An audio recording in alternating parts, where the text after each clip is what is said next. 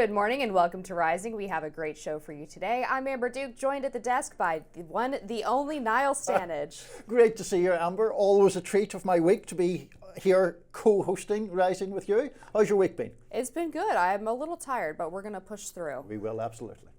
So, President Trump appeared to soften his rhetoric, linking DEI to Wednesday night's deadly collision between an American Eagle passenger jet and an Army helicopter. At first, the president slammed his predecessors and the Federal Aviation Administration's DEI policies.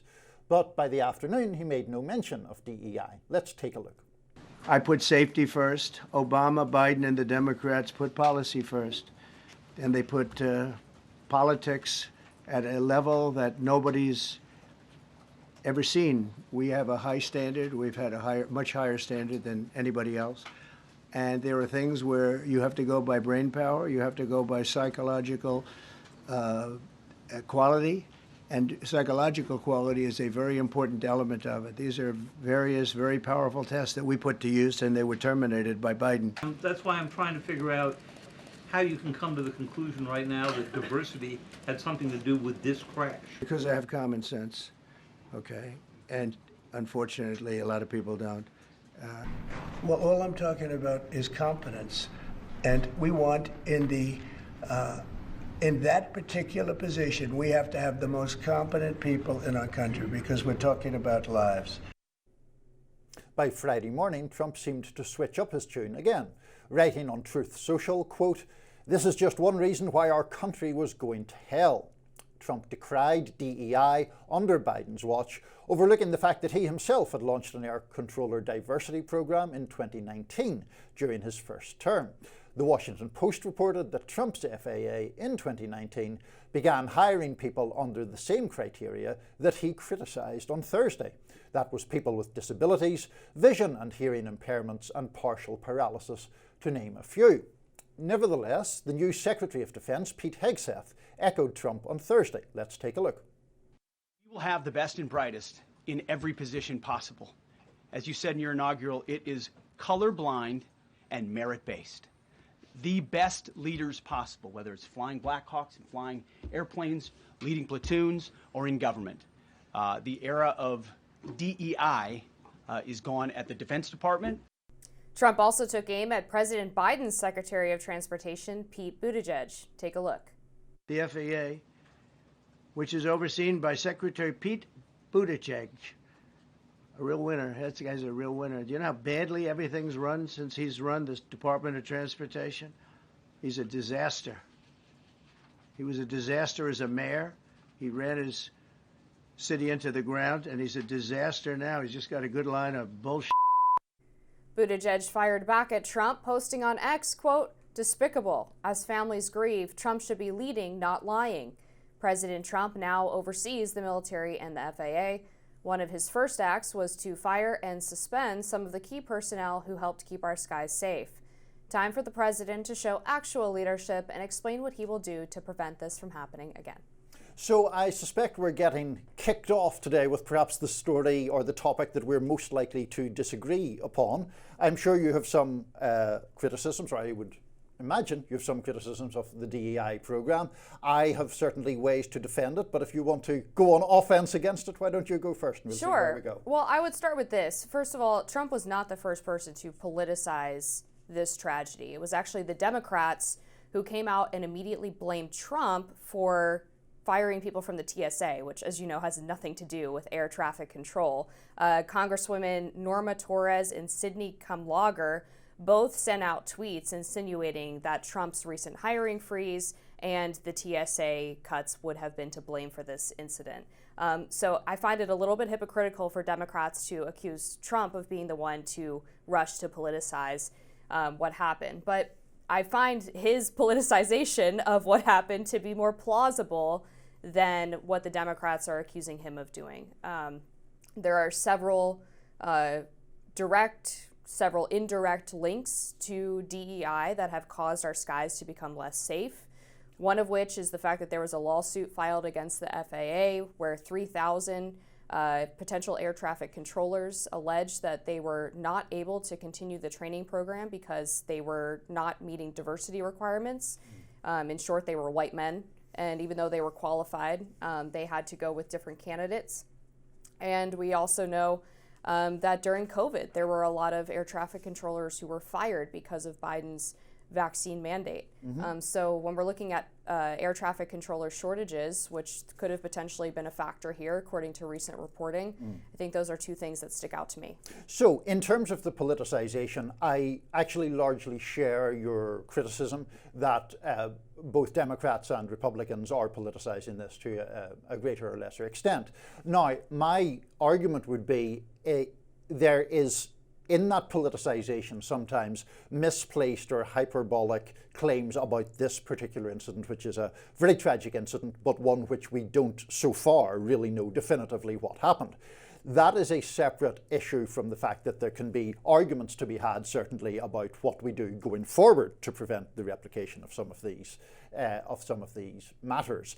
Now, here's where I think Trump goes wrong. It's in writ large, it's the idea that he talks about diversity and merit as if those two things are in either mutually exclusive or in tension with each other. That if you have a more diverse workforce, it's less meritorious. And I just don't think that's true. And I think it's worth looking, and I'll try to summarize fairly quickly, at the FAA situation.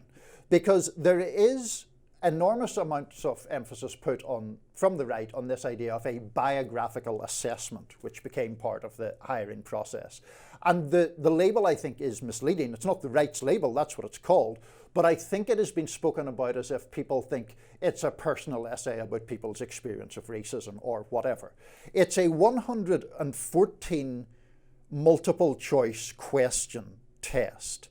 And it refers or it measures things like one's approach to decision making, calmness under pressure, a capacity to handle criticism.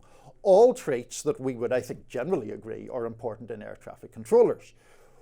Why was that biographical assessment included in the first place? And it was included because before that, there were two separate measures for recruitment to the FAA, one of which was about a combination of academic achievement and air traffic controlling experience, and the other which was about traits that make for good air traffic controllers. And in the first measure, African American applicants who typically did not have the work experience part did not perform so well. And in the traits element, African American candidates performed slightly better on average than white candidates on topics like concentration, decisiveness, and consistency. So people looked at that and rightly thought, in my view, actually, because of the historic shape of hiring here, we're not getting the best suited people to this job. So we better try to lower that barrier and make it more fair. All of that gets overlooked in the debate about it. Well, I disagree with your characterization of how Trump and conservatives writ large view DEI. It's not that diversity and meritocracy are incompatible, but it's that if your chief or one of the main criteria for how you're filling your workforce is how diverse it is, then meritocracy obviously drops down a rung. And in some cases... I don't really agree with that, Amber. And I also don't... I mean, Trump said something... Now, I don't have the exact quote in front of me, but he said something to the effect of, we want the best qualified people. We do want the best qualified people, and we don't want unconscious biases or self-reinforcing networks to stop us from getting the most qualified. Okay, but the problem is, Niall, is that they've lowered standards. Well, they say they haven't. Well, they're recruiting. They have a recruiting program throughout the country in partnership with about a dozen colleges. This is where they recruit from. Florida State College at Jacksonville, 100% acceptance rate, 31% graduation rate, minimum high school GPA 2.0, no SAT requirement. Elizabeth State University, minimum high school GPA 2.5, 75% of their students scored below 970 on the SAT. Middle Georgia State University, minimum high school GPA 2.0, no SAT requirement, 100% acceptance rate, 25% graduation rate. That doesn't sound like the best and brightest to me. But the point is that the FAA has its own test that you pass or fail. The test, or the legal case that you mentioned, taken by the number of people led by a white guy from Arizona, their argument is that they failed the test that measures traits and that was unfair to them. It wasn't unfair to them in my judgment. I'm sorry that they failed tests. That's never an enjoyable experience for anyone. But the idea that that was a consequence of bias or intent to keep white people out is not borne out by any facts. Well, two things in response to that. I mean, the first is it sounds like this biographical test is subjectively scored. Is that right? Well, it's multiple choice, so I don't know. I mean, multiple choice tends to reduce the amount of subjectivity, I think, broadly speaking, but I don't know exactly. Yeah, I mean, so it sounds like it's trying to measure personality traits by how people answer questions, which by nature the design would be subjective because it's not testing mathematical skills, reading comprehension, etc. I don't really accept that premise, Amber. Honestly. If I asked you, okay, Niall, what would you do if you came across a fire? Would you throw a blanket on it? Would you call the fire department, or would you run away? Right. And I decided that calling the fire department made you braver than throwing a blanket on the fire. That's I mean, the question by nature is subjective based on the person's opinion that's writing it. Yes, but it is completely valid to test for particular traits, and in the instance that you cite, there would be no ethnic or racial dimension to the subjectivity. You wouldn't be presumably suggesting white or black people are more likely to give this answer, so we'll reverse engineer it to get the right answer. I'm kind of curious as to why you believe that these black applicants were outscoring the white applicants on the traits test. Because when there was a study made of the testing and of why and of whether there were barriers to entrance for other groups, they have a very scientific table of the mean scores. There was one where they were equal, which I don't have in front of me, and in terms of concentration, decision making, and consistency, the black applicants on average, now it wasn't a massive difference at all, it was 1 or 2 percentage points, but they were scoring better there. Why do you think that is, though? I'm not sure. Yeah, I think that's a question worth asking. Absolutely. All right, coming up, sending migrants to Gitmo. We'll have more on that next here at Rising. Stay tuned. President Donald Trump announced this week that he was reviving an old practice from the Bill Clinton era. Let's listen. We have 30,000 beds in Guantanamo to detain the worst criminal illegal aliens threatening the American people. Some of them are so bad we don't even trust the countries to hold them, because we don't want them coming back, so we're going to send them out to Guantanamo.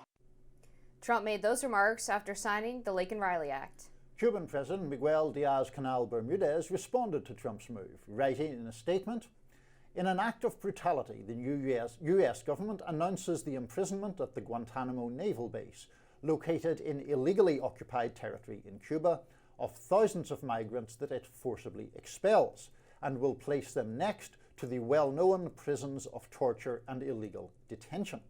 Defense Secretary Pete Hegseth wrote on X, "Gitmo has been used for decades, including under Democratic presidents like Bill Clinton, to temporarily house migrants. This is not the detention facilities where I served for Al-Qaeda. This is using specific facilities for migrants/illegals on other parts of the naval station." Under President Joe Biden in 2024, ICE granted government contractor Akima Infrastructure Protection a $163.4 million contract to run an immigration facility at Guantanamo. The US first established Gitmo as a naval base in 1903. After 9/11, then President George Bush had a military base made at Guantanamo Bay to hold terrorism suspects. Since then, allegations of prisoner torture have surrounded Gitmo, leading to backlash. Then President Bill Clinton in 1994 used the naval base as a hub for processing Haitian refugees and certain Cuban refugees. A government report shows that there were about 45,000 migrants housed there that year. According to a New York Times tally, the total cost of running Guantanamo Bay was over $540 million.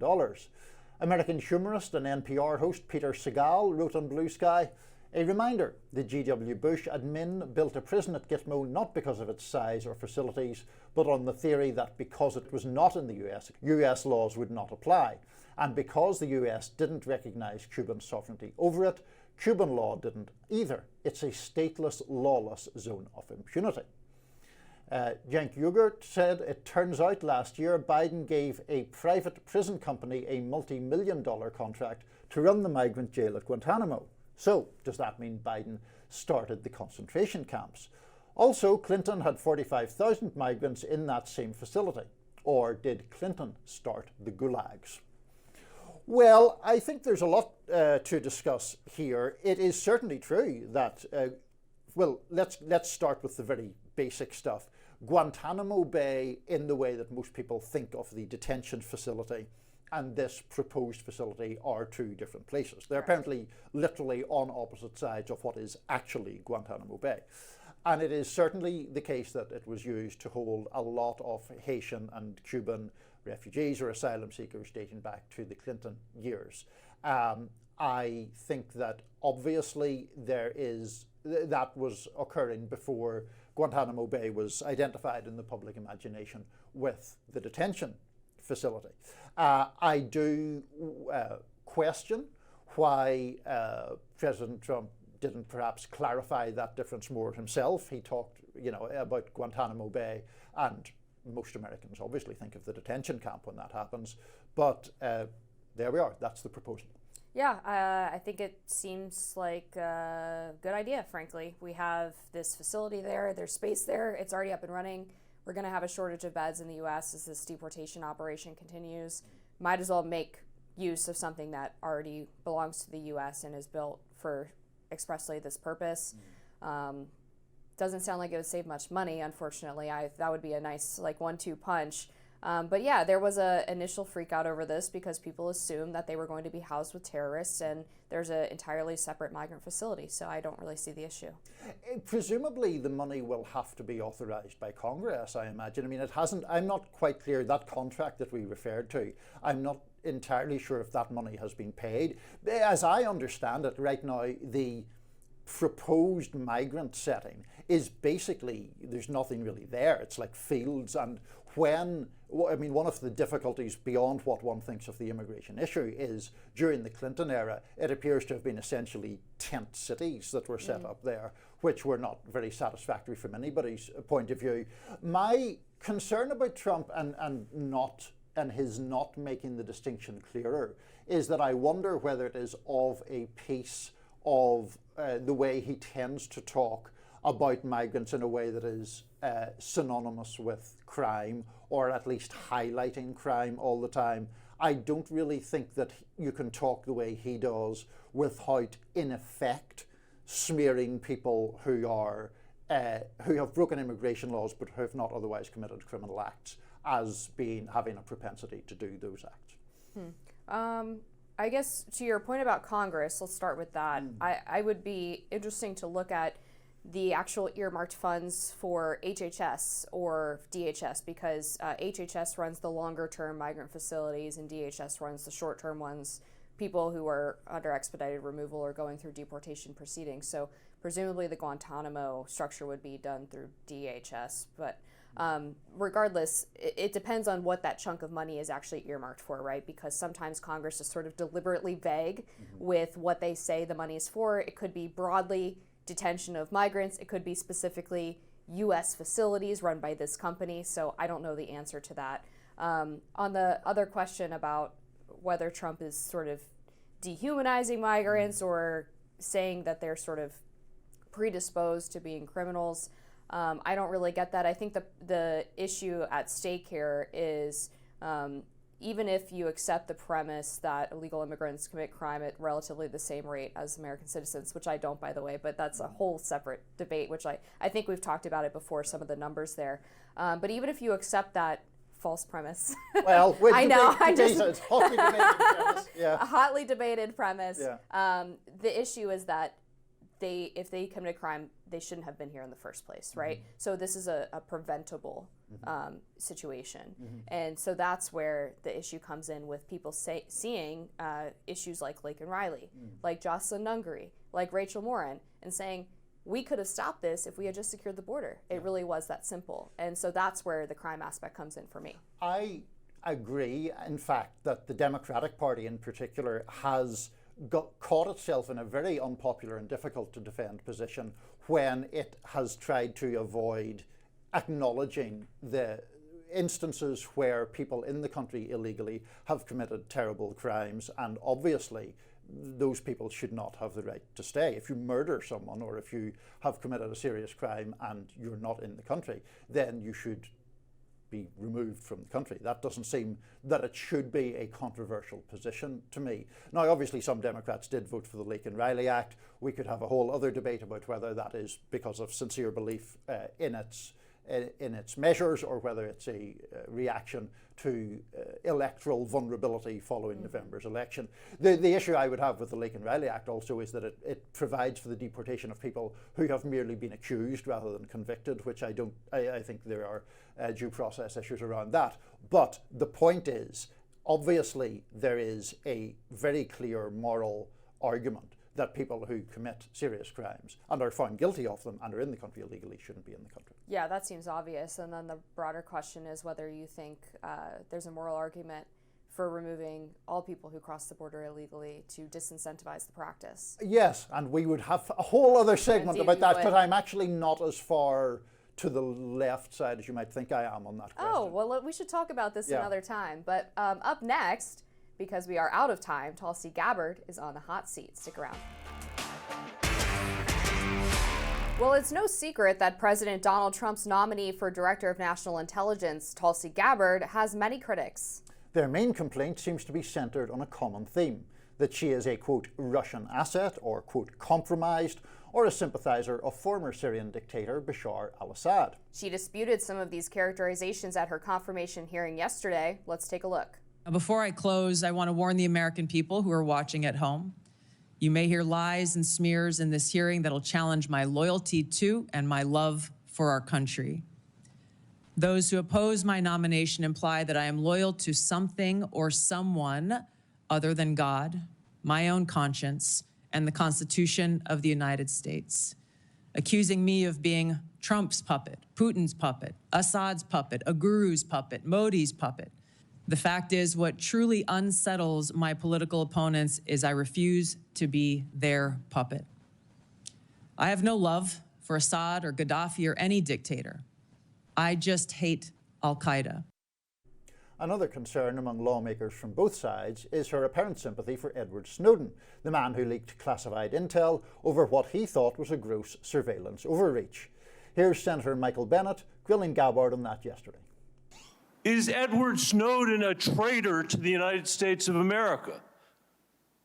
That is not a hard question to answer when the stakes are this high. Senator, as someone who has your served answer, in yes uniform, or no, is Edward Snowden a traitor to the United States of America? as someone who has worn our uniform in combat, I understand how critical our national security is. Apparently you don't. In the wake of Gabbard's hearing and confirmation process, journalist Aaron Maté has written a piece for Real Clear Investigations titled, "The Record Shows Tulsi Gabbard Was Not an Apologist for Russia-Backed Syria." Maté writes, Gabbard's record on Syria and that of the intelligence community she is poised to lead shows that her views are not the fringe position that her detractors claim. Gabbard has never offered support for Assad or issued a blanket denial of chemical weapons used by his recently ousted government. Joining us now to dive deeper into Gabbard's record and discuss her confirmation is Aaron Maté himself. Aaron, thank you for joining us today on Rising. Thanks for having me. So let's get right into it. She opened up her confirmation hearing, her opening statement there, saying that she is not a puppet for anyone and that these smears are basically designed to cut her down because she's not a puppet for the intelligence community or for members of Congress. What did you make first of her performance in the past day when she was in front of the Senate? On the positive side, she revealed the truth that has been concealed from the American public for more than a decade. During her opening statement, she read a statement from Jake Sullivan, the recent national security advisor under Joe Biden, that he wrote back in February 2012 to Hillary Clinton about the war in Syria. And what did he say? Al-Qaeda is on our side in Syria. And what Sullivan meant was that the U.S. was supporting an insurgency in Syria to overthrow Assad that Jake Sullivan and his colleagues knew was dominated by Al-Qaeda. And Tulsi Gabbard, when she learned about that, came out against it. And for taking that position, the very lonely position, she's been pilloried and smeared as a Russian and Syrian asset. And at her confirmation hearing, she not only read Jake Sullivan's statement, Al-Qaeda is on our side, but she called out that policy of the U.S. arming an Al-Qaeda dominated insurgency, and no one had a single response to her, because she's right. It's a scandal that 10 years after 9/11, the U.S. decided to partner essentially with Al-Qaeda to help overthrow the government of Bashar al-Assad. And the result is, as Tulsi Gabbard also said, that now Syria is ruled by an offshoot of Al-Qaeda. The new leader, who just declared himself president, Mohammed al-Jalani, is the founding leader of Al-Qaeda in Syria and a former deputy leader of ISIS. And this is a major scandal that Tulsi Gabbard has been challenging. And it was very noteworthy that no one could refute her when she pointed this out. Now, on the issue of Edward Snowden, this was the obsession of many senators who really wanted her to say that Edward Snowden is a traitor. Now, undoubtedly, Edward Snowden, as Tulsi Gabbard said, broke the law. But the disclosures that he put out led to U.S. courts finding that the NSA mass surveillance programs that he exposed are illegal. So yes, he broke the law, but also he revealed illegality. And I wish Tulsi Gabbard had answered the question directly. She doesn't have to say, you know, I understand if she had said, no, he's not a traitor, that would have maybe set some senators off into such a fury that there's no way she would be confirmed. But she could have said, that's for courts to decide. And she could have pointed out that being a traitor means you betray your country to help another foreign country. That's not what Edward Snowden did. He gave information to journalists who then released, who put out journalism such as Glenn Greenwald that exposed criminal behavior by the government and showed that people like James Clapper, who Tulsi Gabbard is vying to replace, lied to Congress when he denied that the U.S. was carrying out mass surveillance. So I wish she had said, and just answer the question, say that's for courts to decide, because she's not a judge.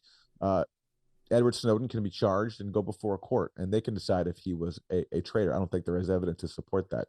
But overall, I thought her calling out these intelligence deceptions and the freak out she got from these bipartisan lawmakers for refusing to call Snowden a traitor, for challenging the dirty war in Syria, for raising questions about the U.S. role in fueling the proxy war in Ukraine, I thought that was very admirable. In relation to the Edward Snowden question, Aaron, I think that, all of our audience will have their own individual views as to whether he's a traitor or not. I surmised from Gabbard's answers that she doesn't think he's a traitor, which is, a legitimate debate to have for sure. And so, to my mind, she was kind of standing up for what she believed, when perhaps the more politically easier course would have been to say that he was a traitor, to shore up Republican support. But on a different issue, as her confirmation process has gone on, she does seem to have changed her view pretty abruptly on a certain provision of FISA, the surveillance law, Section 702 specifically, where she appears to be a lot more sympathetic to granting the government those powers than she was at a previous point in her life. What did you make of that? Well, first, on the issue of Edward Snowden, I agree with you. Had she just simply said, yes, Edward Snowden is a traitor, that would make her path to confirmation much easier, because that's what the senators from both parties wanted to hear. But the fact that she refused to tell them what they wanted her to say shows that, as she said in her opening statement, she's not a puppet. She actually wants to stand by her convictions on certain key issues, including what Edward Snowden did, because I think she appreciates the fact that he exposed illegal mass surveillance. So I thought that, I wish she had given an answer that was just more direct and saying that, that's for courts to decide. But the fact that she refused to go along with what they wanted her to say, I think is admirable. But you're right. On other issues, she has abandoned past positions when it comes to 702. Also on the issue of Israel-Palestine, I used to feel as if she was much more fair-minded in some of her past statements when she was running for president in 2019, 2020. Now she's adopted the Trump administration policy of fulsome support for Israel in its mass murder campaign in Gaza, which I find unfortunate. So certainly she's flip-flopped, but that's also what happens in Washington. I'm not going to hold her to a higher standard. Everybody, even someone like Bernie Sanders, who I've long admired, abandons previous positions. So that's just par for the course. There's a certain game you have to play to get confirmed if you want to be in these positions of power. But on key issues like Edward Snowden, and also on the very explosive issue of Syria chemical weapons allegations, where she's also stood apart in raising serious questions about these claims that the U.S. has lodged against the former Syrian government to take the U.S. off to war, to bomb Syria and impose sanctions. She's raised questions, and she cited a scandal that's been ignored across the media, the OPCW whistleblower scandal, where the world's top chemical weapons watchdog, the OPCW, centered its own investigation into one such incident in Duma in 2018. And brave whistleblowers in the OPCW challenged that cover-up. Tulsi Gabbard has supported them. And at that hearing, when she cited them in response to Senator Mark Kelly completely ignored the issue because, again, that underscores that these whistleblowers actually are onto something, and therefore he can't contend with their findings. Aaron, thank you so much for joining us today on Rising, breaking down Tulsi Gabbard's confirmation hearing. We appreciate it. Thanks for having me. Of course. More on why former Vice President Kamala Harris never made it onto the Joe Rogan podcast. Well, the media landscape is clearly moving in a new direction, and this election crushed any doubts about the importance of new media. On the campaign trail, President Donald Trump appeared on various alternative platforms to help spread his message and rake in younger voters. Trump talked to the likes of comedians Theo Vaughn and Andrew Schultz and a young streamer named Adine Ross. Then Vice President Kamala Harris also visited unorthodox shows of her own, like Alex Cooper's Call Her Daddy podcast and NFL commentator Shannon Sharp's Club Shay Shay. There was a crucial appearance that Harris failed to land, however, and that was on the Joe Rogan Experience. The Hill recently published an excerpt from a new book titled Fight: Inside the Battle for the White House by Jonathan Allen and Amy Parnes. The book details how the would-be Harris and Rogan podcast episode ultimately fell apart. In a nutshell, there was a back and forth between Harris's campaign and Rogan's, according to the book, and Rogan's conditions were clear. Kamala had to come to Austin, Texas, and no topics could be off limits. The book says that Harris's team struggled to find a reason to get her to Texas, since it was obvious to everyone that she would lose that state. After deciding to throw a rally in Houston, presumably to get her closer to Rogan, Harris's deputy campaign manager Rob Flaherty decided to propose a date. Friday, October 25th, he suggested. Rogan responded by saying that he had a personal day scheduled. What about Saturday morning, Flaherty asked. Only if it's before 8:30, Rogan's people responded. Then came the shock. The tone is different, Flaherty thought. The Vice President of the United States is offering to come to your effing show, and you keep putting up more hoops. Harris's team still wanted to make it work, but a new wariness set in. On October 22nd, the book continues, the same day the Harris camp announced the rally, the Associated Press reported that Trump would be Rogan's guest on the Friday, the personal day Rogan had originally reserved.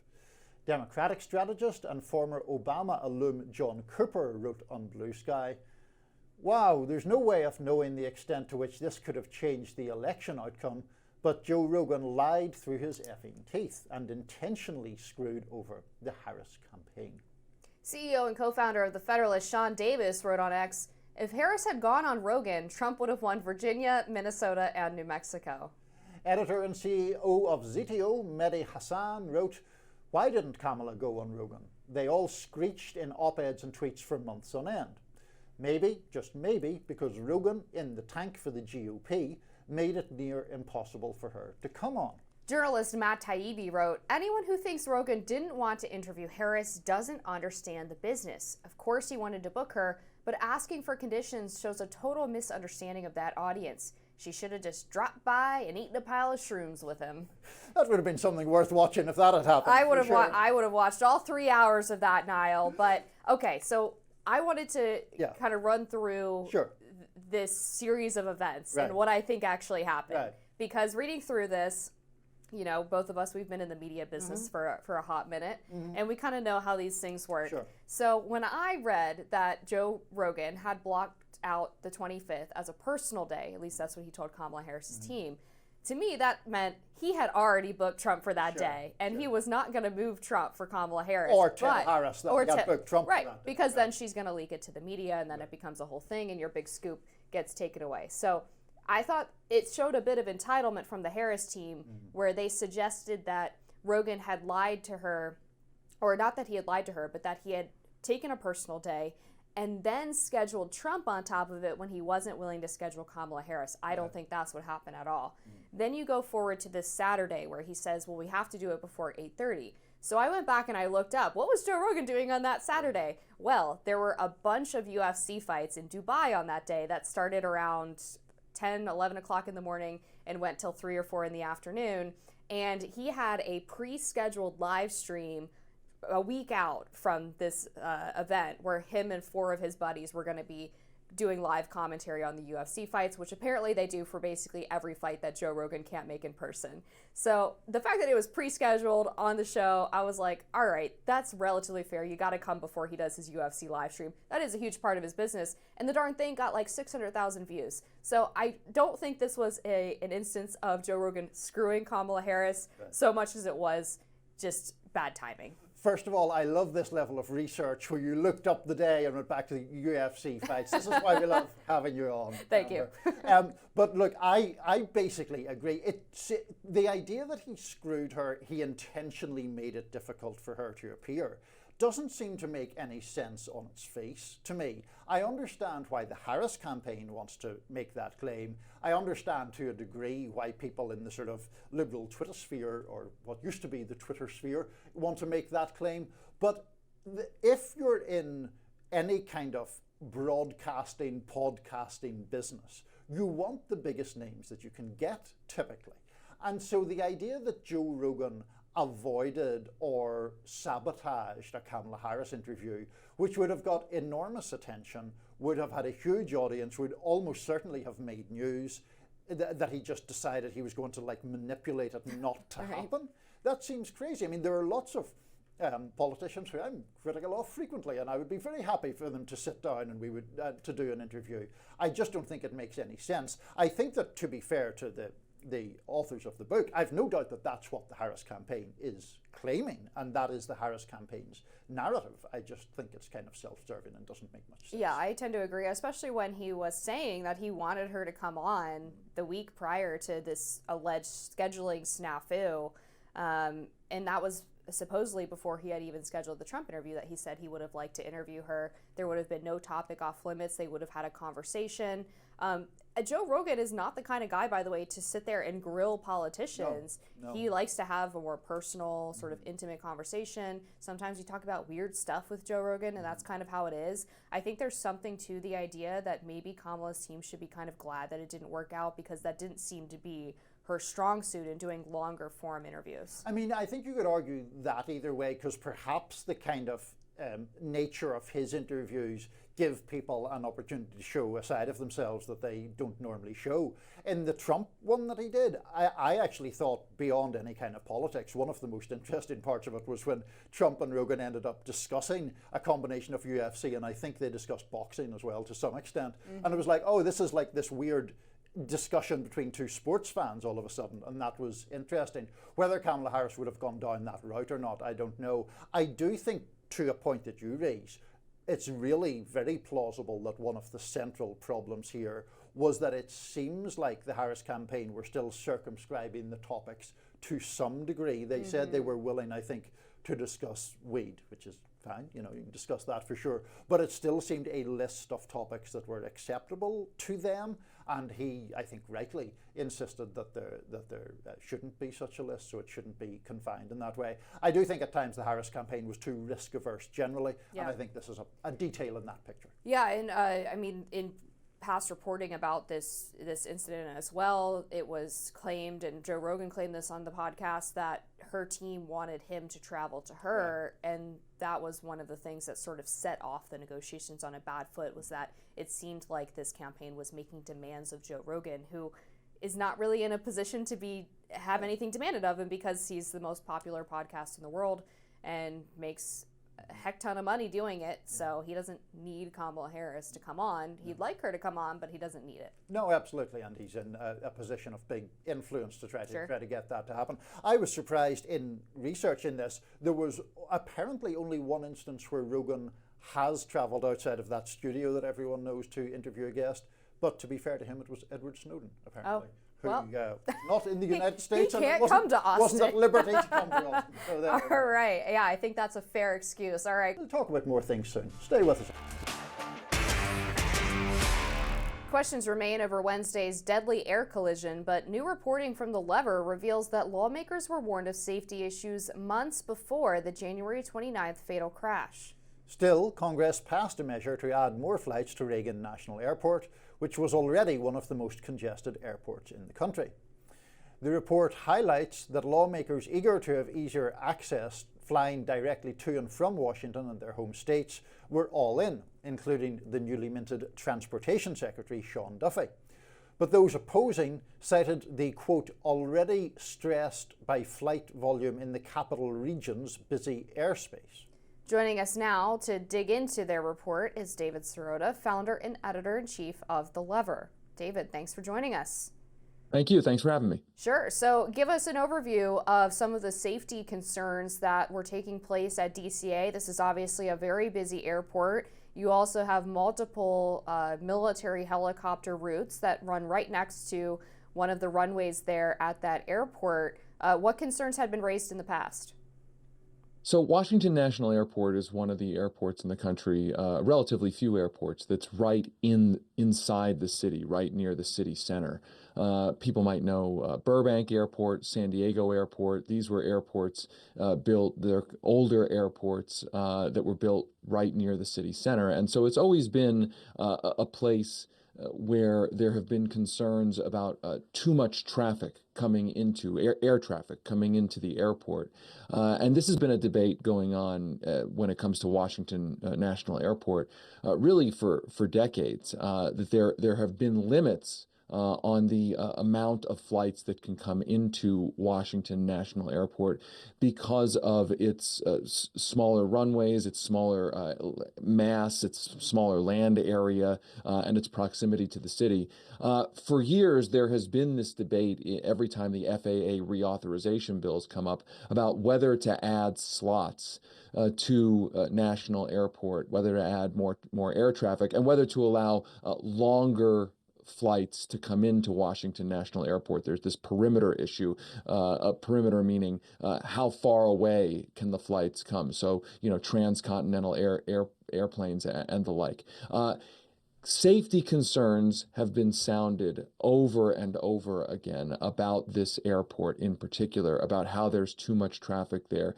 And in the last go-around of the FAA reauthorization, which took place in 2023 and 2024, the local members of Congress from Virginia in particular were really, really concerned about adding even more flights. Previous FAA reauthorizations had added more flights despite these warnings. The lawmakers were under pressure by, for instance, one group that ran ads, one group supported by and membership of Delta Airlines. Members of Congress who were supported by the airlines that wanted to add more flights there, they pushed forward a bill to add more flights. The local lawmakers from Virginia said, please no, there are real safety concerns here. People like Tim Kaine, Mark Warner. The bill was actually voted down in the House, but it was slipped back into the final large FAA reauthorization bill. And so flights were added, or at least were on the way to being added at this airport, not reduced as critics had asked for, and here we are. And I think it is worth crediting some of the people that you have mentioned. Tim Kaine, also former Senator Ben Cardin, who was serving at the time, was one of the people who was very critical of this push for more slots. But as you say, their point of view ultimately did not prevail because of this maneuver where it was embedded within the broader FAA authorization measure. Talk a little bit more, if you can, David, about the influence of the airlines and the broader industry that was pushing for this to be passed, presumably for profit reasons primarily. Well, to be clear, in some ways, the airlines were split. There were certain airlines that wanted to get more routes in there. I mentioned Delta as one of the keys. There were other airlines that were ambivalent.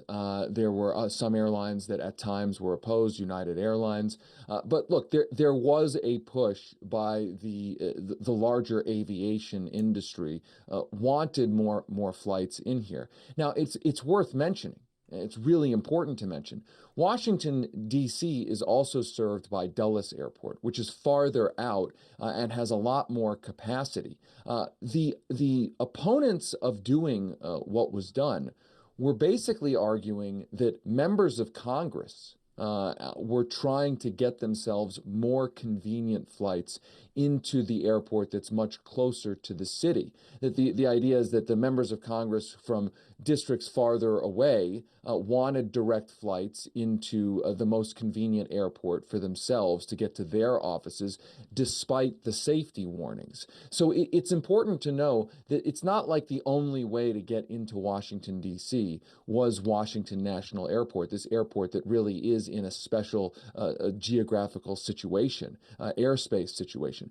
There's BWI, there's Dulles Airport. So the allegation from the opponents was the members of Congress who are pushing this are brushing off safety concerns because they want a slightly easier commute to their office from the airport. And I think it's really kind of disturbing that was out in the discourse and the safety warnings were ignored. And let me add, you mentioned that it's not just that National Airport is near the city center and is a relatively smaller facility than, let's say, Dulles Airport. It's also, as you alluded to, it's in some of the most complex airspace in the world, right? With the government, the Pentagon there, the White House, et cetera, Black Hawk helicopter routes. So adding capacity, despite this complex airspace and these dire warnings, I think it's really important to look at what that debate was all about when something like this happens, to ask,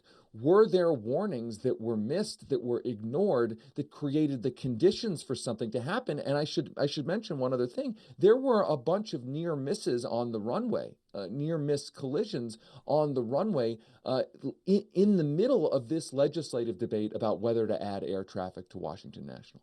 Right. And David, one of the things that I'm hearing is that this route that the military helicopter was flying is also often flown by parts of the Marine One fleet that carries the President of the United States. I mean, do we have any indication that this particular route has been under investigation, or is your reporting sort of limited to Reagan National?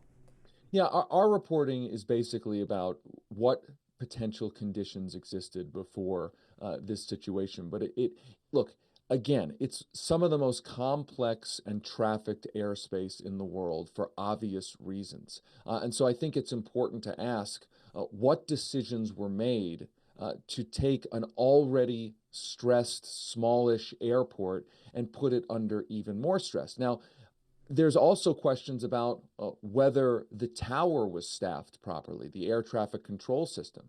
And there have been serious shortages of air traffic controllers for years in the lead up to this situation. Now, do we know that definitively was at play in this situation? I don't think we do. But all of these questions are important to raise now because they've been raised in the lead up to this situation. And I think we have to always be looking at what decisions were made before situations like this happened, what warnings went unheeded, so that similar decisions aren't made necessarily in the future. David Sirota of The Lever, important reporting there, and thanks for joining us to discuss it. Thanks to both of you. Up next, Rising is speaking to an inspector general who was fired by President Trump last week. Stick around. President Trump giveth and President Trump taketh away. At least that's what happened to Mark Greenblatt, who was initially hired by President Trump during his first term to serve as a watchdog for the Department of the Interior. During his tenure, Greenblatt was vocal about what he called cultural problems at Interior and his concerns about that department's ability to disperse large amounts of money. That still didn't stop him from being fired in last week's purge of more than 15 IGs. In 2022, Congress passed a law requiring a president to give 30 days notice and specific reasons for removing an inspector general. This law was passed in response to President Trump's first term, when he fired 5 different inspectors general. The law requires a giving of 30 days notice to Congress if you're firing a watchdog. Senators from both sides sent a letter to President Trump demanding an explanation for the most recent firings. Here with us now to tell his side of the story is Mark Greenblatt. Mark, welcome. Thank you for having me on. I appreciate your interest. So I think just the obvious place to start is how this happened, like how you actually learnt that you were being dismissed, and then the broader question of how dangerous you think it is that the new president is getting rid of all these people who I assume you believe perform important watchdog functions?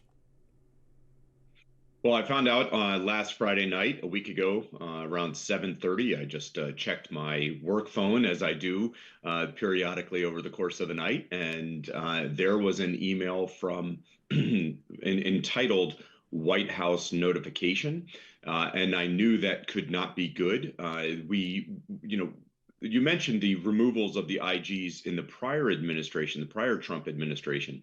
Those happened on Friday nights as well. And so to get an email at 7:30 on a Friday night entitled White House notification, your stomach sinks because you know this is not going to go in a good direction. So open up the email and there's a 2-line message saying, in light of changing priorities, we have, the president has terminated your position as Inspector General effective immediately. Thank you for your service. And that was it. So what do you think the reason was for him firing you? He obviously appointed you in his first administration, now apparently is not so keen on having you around anymore. And is the contention more that, not that Trump doesn't have the authority to do this, but that he didn't provide 30 days notice to Congress? Well, it's multifaceted, frankly. The key issue, yes, the immediate issue is the notice. That is a statutory requirement, and that's not just a technicality. I mean, it is there to provide Congress the opportunity to engage with the president to ensure that there's no sort of improper motive here, that this is an appropriate thing for the American taxpayer. The other issue with respect to the statutory, the requirements there, is that we are a nation of laws. And it is uncomfortable from my perspective to have, certain statutory provisions just sort of dismissed with the wave of a hand and saying, well, he has the authority to ignore that. Therefore, he's okay with, that's okay with Congress. That to me is troubling. As I said, we are a nation of laws, and this sort of suggests a slippery slope. If he can blow off this provision, what else is out there that, what other requirements are there that Congress is not going to enforce? That's a problem from my perspective. The other issue, and perhaps the biggest issue, the most long-term issue, is it does raise questions about the independence of inspectors general going forward. That is the key issue from my perspective, that we need these positions. The American taxpayer deserves to have these positions be independent of mind and spirit, so that they don't have the thumb on the scale for one particular political party or the other, one political ideology or the other. That's the key issue here. Mark, I think in this debate, obviously people get caught up into the partisan positions one way or another. But for people who aren't aware, what does an Inspector General actually do? And secondly, obviously you had been appointed by President Trump, but that had then worked through the Biden administration, correct? So it's not customary for an Inspector General to only serve one president, and if the party flips, that Inspector General is out, correct? That's exactly right. So let me start with the first question about what we are and what we do. The IGs are the internal watchdogs inside federal agencies. The way I like to characterize it is that we are the taxpayers' representatives inside the federal government. And we're there to root out waste, fraud, and abuse. We're there to promote economy and efficiency inside the federal government. So it's a crucial role to make sure that the taxpayers are getting what they want, what they deserve from their tax dollars. And that's a key thing. So how does that manifest itself? What we do is we do audits, we do inspections, we do investigations, evaluations, looking at the programs and the operations of the federal agencies to make sure they're living up to the law, that they're spending the money appropriately, that they have the appropriate mechanisms in place to protect taxpayer dollars. In terms of the investigations, we also lead criminal and ethics investigations. These are folks, you can think of us like the FBI, frankly, where we are the law enforcement mechanism inside federal agencies. We look at bribery, we look at embezzlement, we look at all sorts of misconduct from the most senior officers in the departments all the way down to the line level folks out throughout the country and the world. So we are the tip of the spear. We are the knife's edge, whatever analogy you want to use, on the fight against fraud inside the federal government.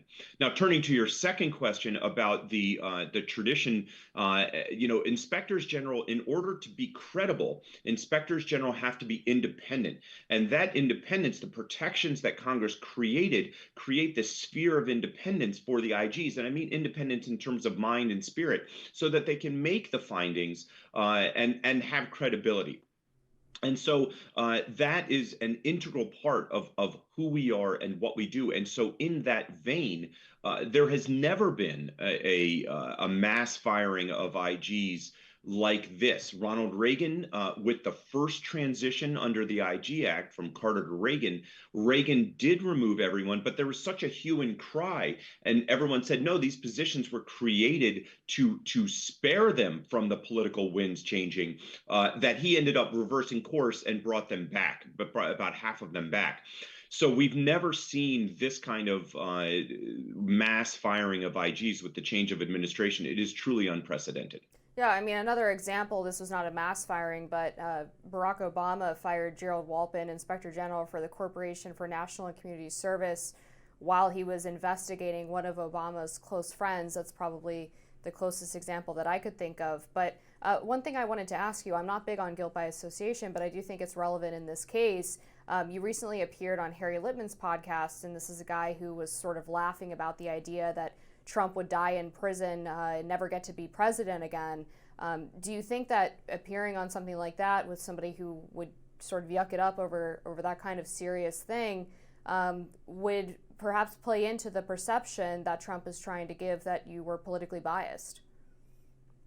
That's a great question. From my perspective, we are trying to share our message to the world, to everyone and anyone. I agree with you. I think, comments about anyone's death or hoping for it or laughing about it, not appropriate. I don't like that. I'm not associating myself with any of that.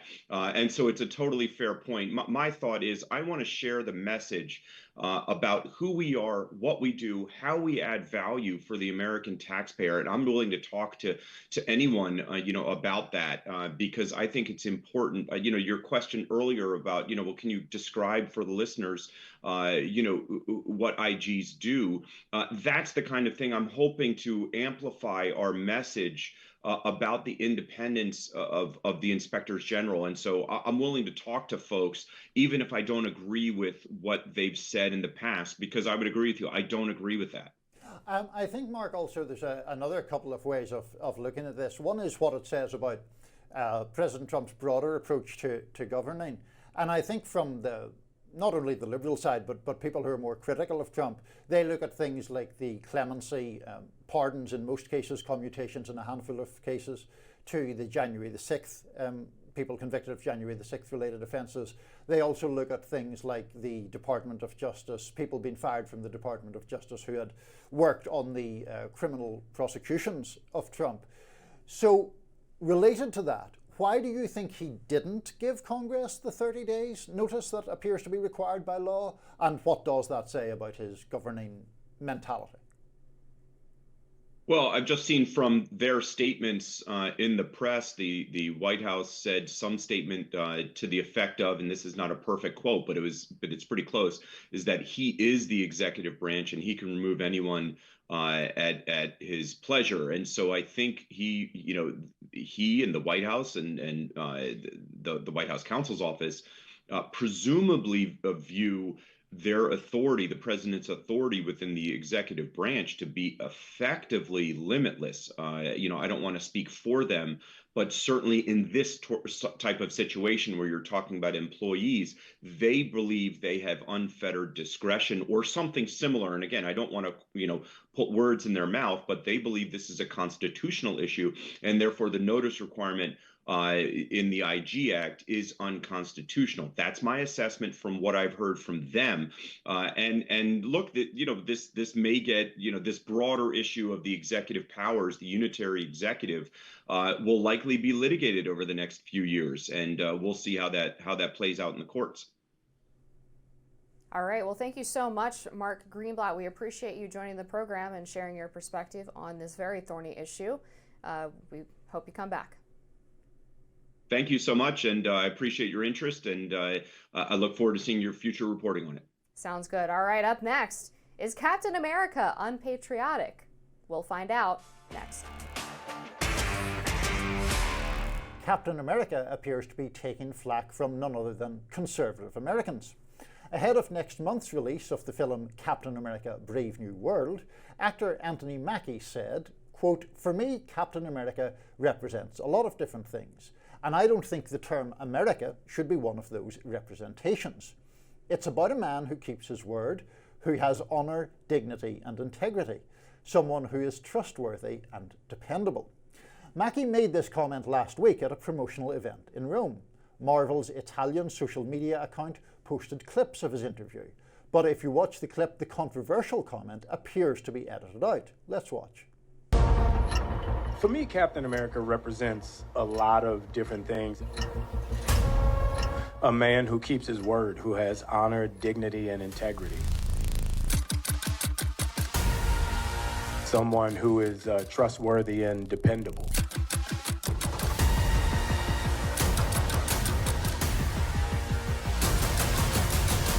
An aspect of a dream coming true.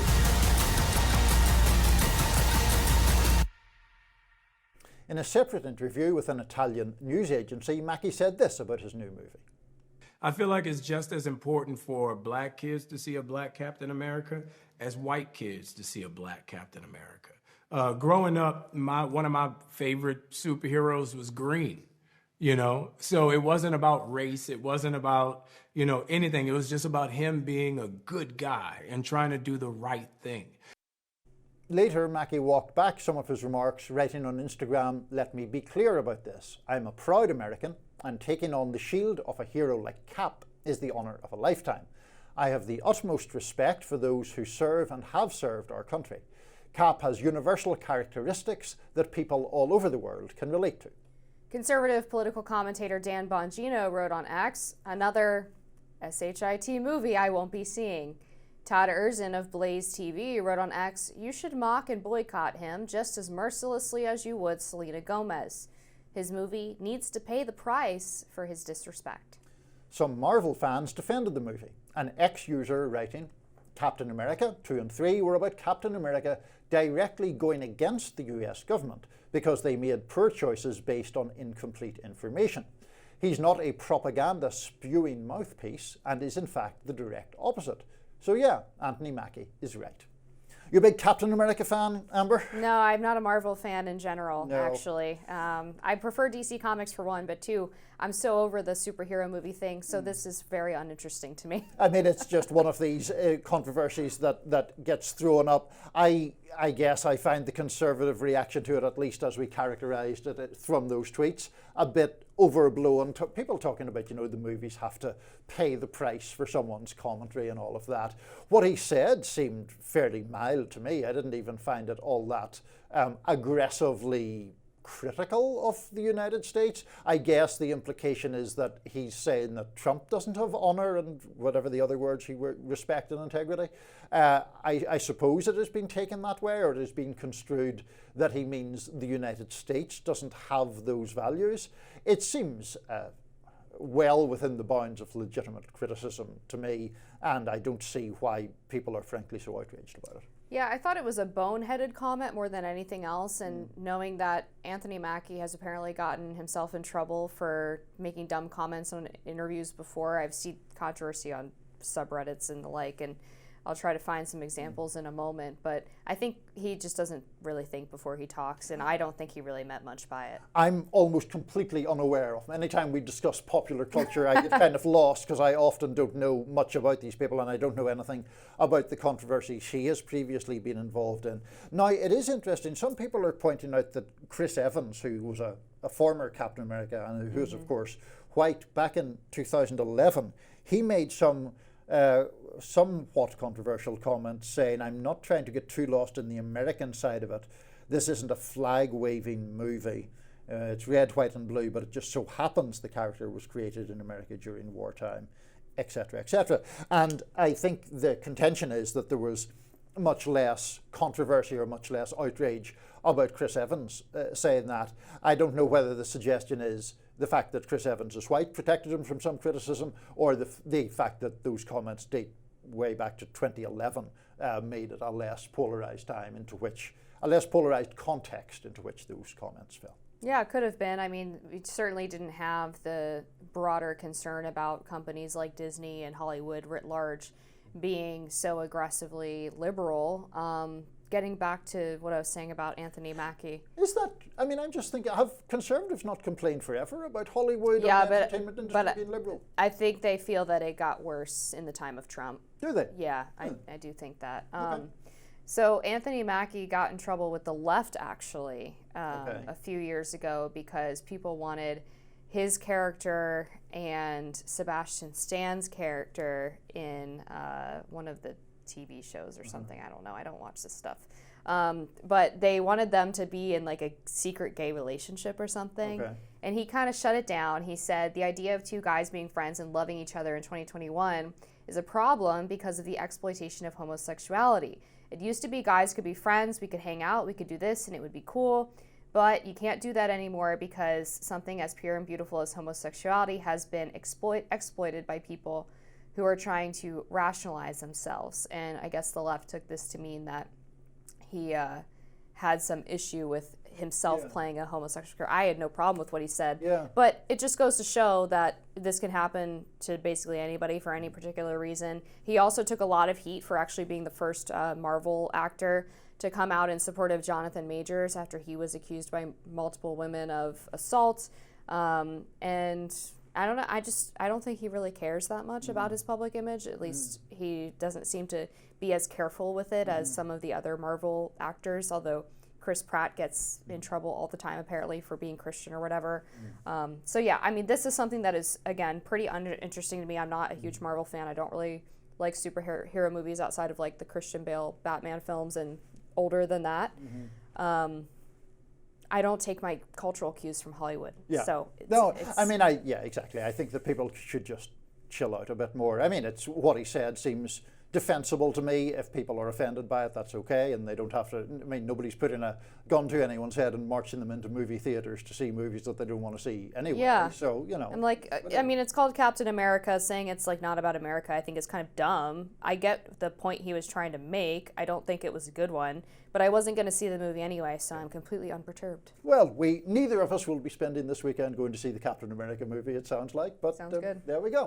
Anyway. Well, we have plenty of other weekend plans, I'm sure. I think Niall's actually running a half marathon, so let's wish him luck on that. Yeah. If we have any viewers in Miami, you know where to come and stuff. That's going to do it for us today on Rising. Be sure to like, share, and subscribe so you never miss any content. And for those of you who like to listen while on the go, we are now available anywhere you listen to podcasts.